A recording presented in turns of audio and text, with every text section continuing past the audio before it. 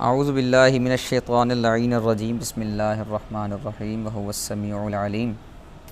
मेरा नाम मोहसिन अहमद अवान है और आज जो मेरी पेशकश का मौजू है वो है तदरीस उर्दू के हवाले से एक कायदा या फिर एक किताब की तश्कील।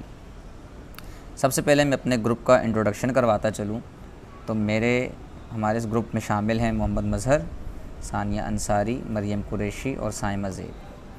उसके साथ साथ मैं मिस माहिरा का शुक्रगुज़ार हूँ कि उन्होंने इस किताब को बनाने के लिए हमारी बहुत रहनुमाई की और जो जो हमें मसाइल इसमें पेश आए तो वो काफ़ी हमारी मुआवन बनकर रही।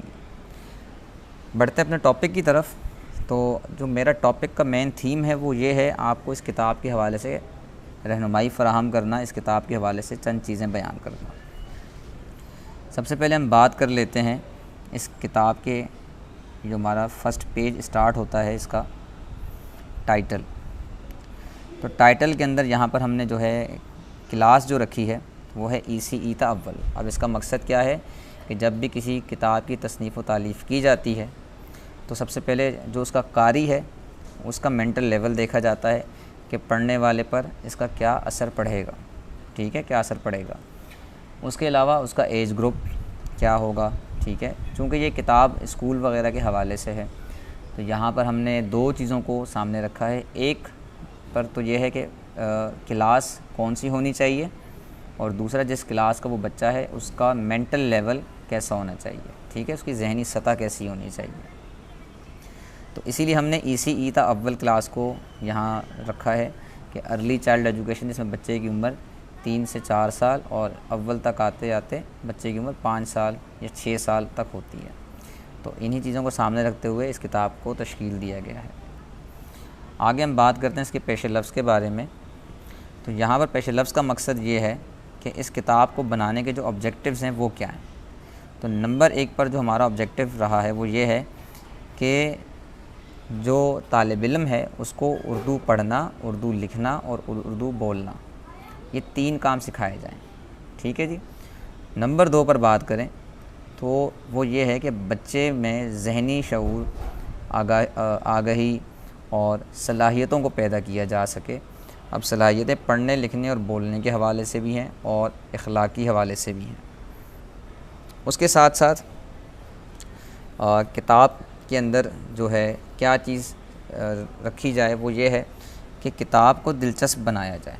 किताब दिलचस्प होगी तो बच्चा किताब से वाबस्ता रहेगा, ठीक है, और ये वाबस्तगी फिर ताउम्र रहती है, ठीक है। क्योंकि बच्चे को अगर शुरू से ही बोरिंग किस्म का जो है मटेरियल प्रोवाइड कर दिया जाए पढ़ने के लिए तो बच्चा उसमें इंटरेस्ट ही नहीं दिखाता, दिलचस्पी अपनी ज़ाहिर ही नहीं करता, तो वो फिर हमेशा किताबों से दूर भागता है। तो किताबें दिलचस्प हों, रंगीन हों, ठीक है, उनमें तस्वीरें, खाके, इन चीज़ों का इस्तेमाल किया गया हो तो बच्चा फिर अपनी दिलचस्पी ज़ाहिर करता है। नंबर 3 पर बात करें तो वो हैं हिदायत।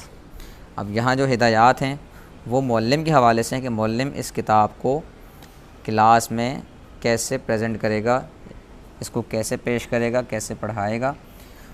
तो सबसे पहली चीज़ तो ये है कि सबक का तारुफ़ करवाया जाए तस्वीरों की मदद से।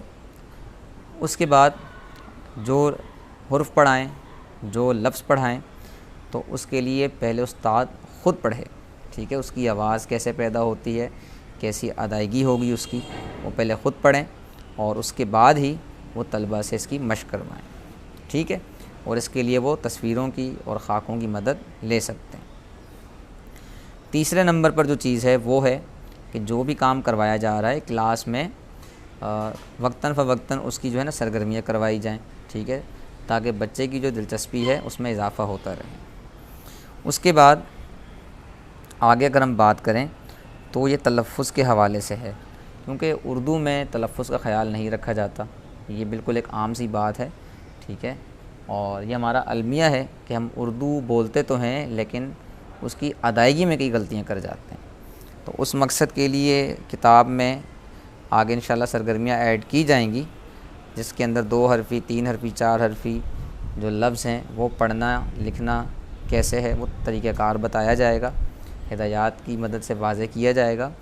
तो उसके लिए ज़बर ज़ेर पेश जो बच्चे को सिखाई जाती हैं कि ज़बर के साथ कैसे पढ़ना है, ज़ेर के साथ कैसे पढ़ना है, पेश के साथ कैसे पढ़ना है। ये जो मशक़ें होती हैं ये बच्चे की अल्फाज में दुरुस्तगी पैदा करती हैं। ठीक है। उसके बाद अगर हम आगे बात करें बच्चे की ज़हनी और अखलाक़ी तरबियत कैसे मुमकिन है किताब की मदद से, तो देखिए किताब के अंदर बहुत सारी कहानियाँ और किस्से वग़ैरह भी मौजूद होते हैं। इससे बच्चे के दिमाग पर असर पड़ता है।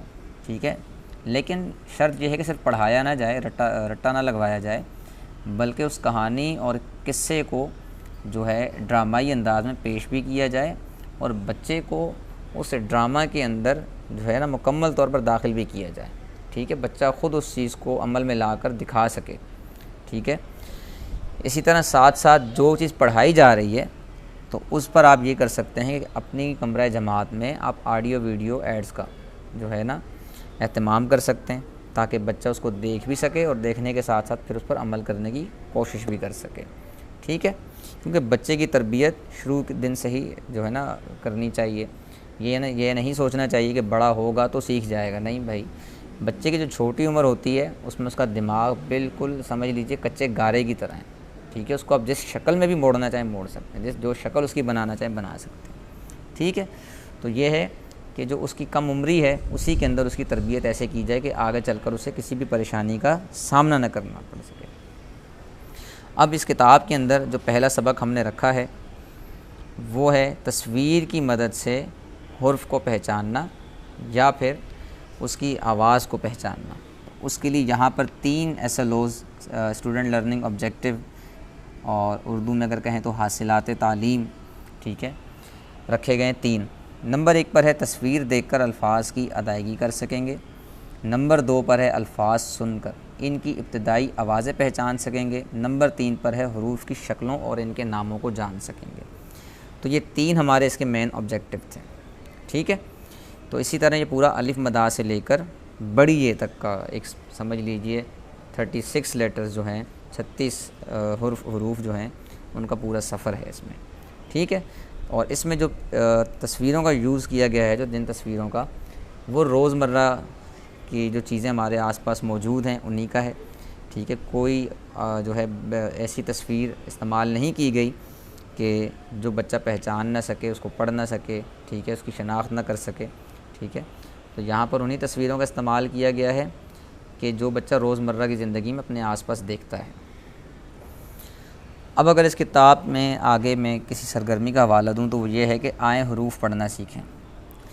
अब यहाँ पर किताब का जो मोटिव है वो ये रखा गया है कि बच्चे को लिखने के साथ साथ सबसे पहले पढ़ने पर उभारा जाए, ताकि उसके अंदर हुरूफ की शनाख्त पैदा हो सके। ठीक है। कि हुरूफ कैसे पढ़ा जाता है, उसको कैसे अदा किया जाता है, ये चीज़ सिखाना सबसे ज़्यादा ज़रूरी है। ठीक है। राइटिंग का मरहला, लिखने का मरहला इसके बाद का है।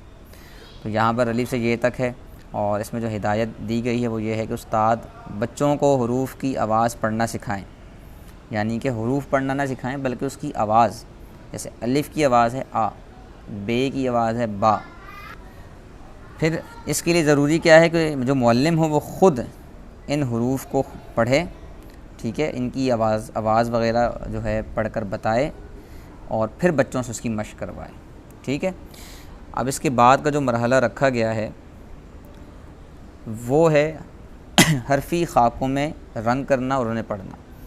तो यहाँ डायरेक्ट बच्चों को ट्रेसिंग करवाने से बेहतर है कि सबसे पहले उन्हें हरफ़ी ख़ाके दे दिए जाएँ, ताकि बच्चा रंगों की मदद से उन हुरूफ को लिखने का जो तरीक़ेकार है वो सीख सके।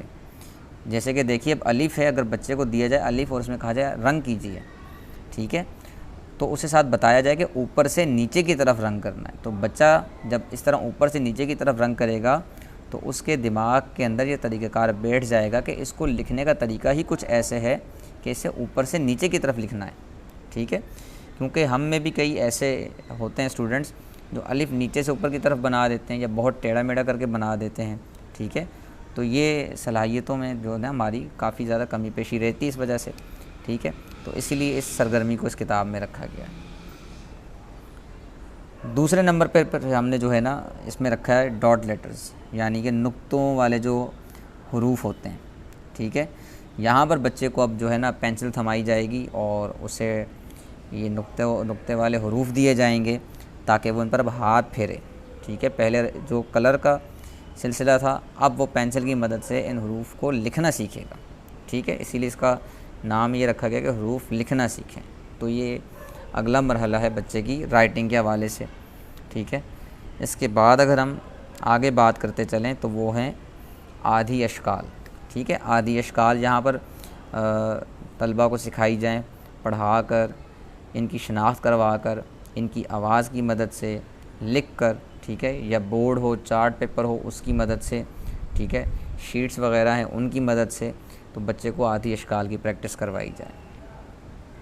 इसके अलावा इससे अगला जो मरहला है वो है कि जो हुरूफ पढ़ना सीखे हैं, अब उनकी आवाज़ों के साथ जो उनसे लफ्ज़ आता है उनसे मिलाना है। जैसे अगर अलिफ से देखा जाए तो यहाँ पर जो अलिफ से है अनार। ठीक है, तो बच्चे की सलाहियत इतनी हो जाए कि वो अब हुरूफ देखे और तस्वीर देखे और ख़ुद उसकी आवाज़ पैदा करे। ठीक है, तो इस तरीके से बच्चा इस काबिल हो जाता है कि वो हुरूफ को उनकी अल्फाज की आवाज़ों के साथ मिलाता है तस्वीर की मदद से। ठीक है, इसी तरह अगला जो मरहला हमारा है, अब वो आधी अशकाल, मुकम्मल अशकाल और साथ तस्वीरी खाके।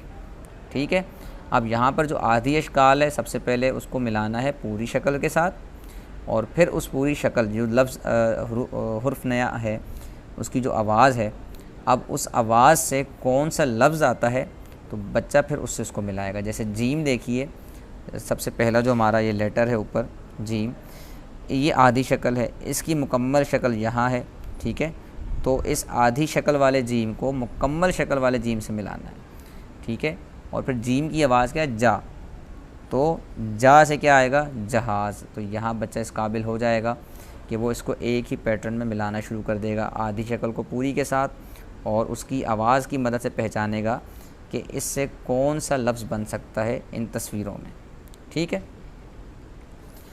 अब अगला मरहला जो है उसमें बच्चा इस काबिल हो जाएगा कि वो जो हुरूफ यहाँ पर नहीं लिखे तो वो नीचे जो बॉक्स दिया गया है उसके अंदर वो सारे हुरूफ मौजूद हैं जो ऊपर नहीं हैं।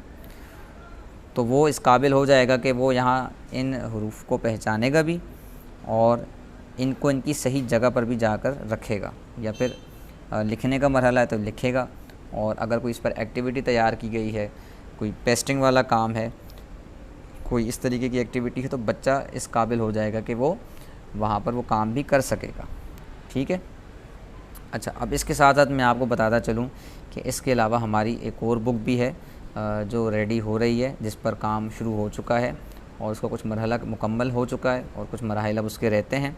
तो और वो तैयार की जा रही है मज़हर की तरफ से, मज़हर उस पर काम कर रहे हैं।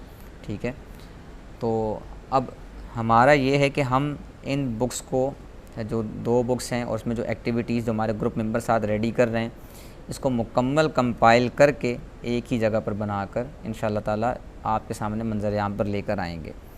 और उससे पहले मैं बताता चलूँ कि हमारे इस काम में अभी कुछ गलतियाँ हैं जो आगे चलकर हम इन्हें दूर भी करेंगे, इन्हें ख़त्म करने की कोशिश करेंगे। ठीक है, और इसे एक मुकम्मल फ़ाइनल लुक देंगे और इसको आपके सामने लेकर आएंगे। तो मेरा टॉपिक आज का इतना ही था। इस हवाले से अगर किसी के पास कोई सवाल हो या कोई अपनी राय देना चाहे तो वो बिल्कुल अपनी राय भी दे सकता है, और अगर कोई सवाल हो तो वही पूछ सकता है। जज़ाकुमुल्लाहु खैर।